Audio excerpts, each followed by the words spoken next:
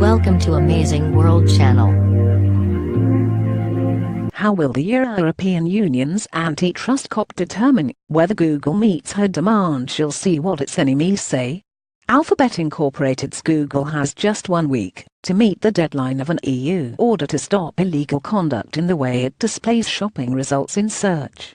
After leveling a $2.7 billion fine in June, EU regulators may threaten more penalties against the search engine after the September 28 deadline, EU Competition Commissioner Margrethe Vestager said in an interview at Bloomberg's New York headquarters on Thursday.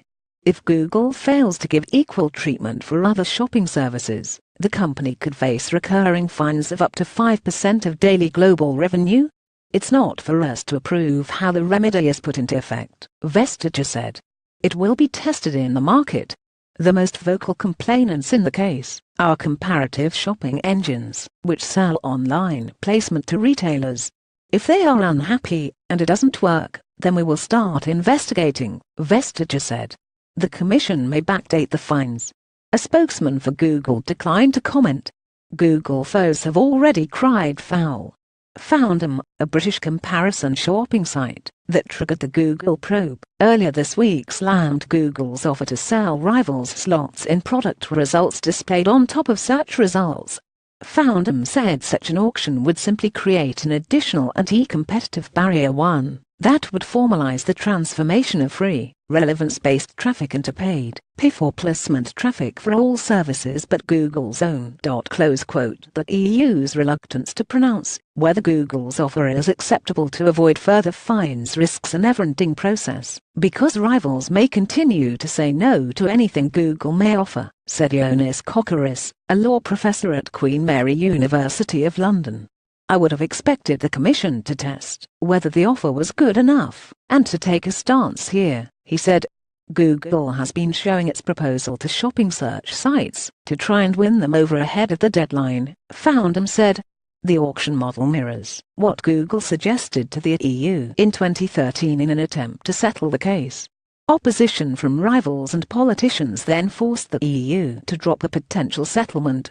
European consumer advocacy group BUG wrote to Vestager on Thursday, warning that auctioning slots might lead to higher prices for consumers as Google rivals would have an incentive to promote more profitable products to cover higher costs.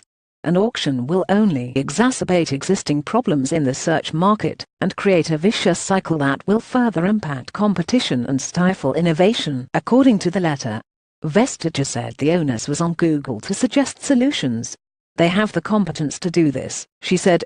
Regulators wanted a future-proof remedy to avoid a risk of being completely outdated if you were to be very specific about how Google should make changes. That's because computing surfaces and frameworks change, like the potential use of different screens, Vestager said. Alphabet investors have not overly concerned themselves with the shopping case. In part, that's because they believe the threat of a sizable daily fine would force Google's hand while it waits for a ruling on 2 other EU probes into Android mobile software and online advertising. That's a pretty big hammer that the EU holds, said Mark Mahoney, an analyst at RBC Capital Markets. I don't think this is the needle mover, Mahoney said about the shopping charges. I'm more focused on the Android case.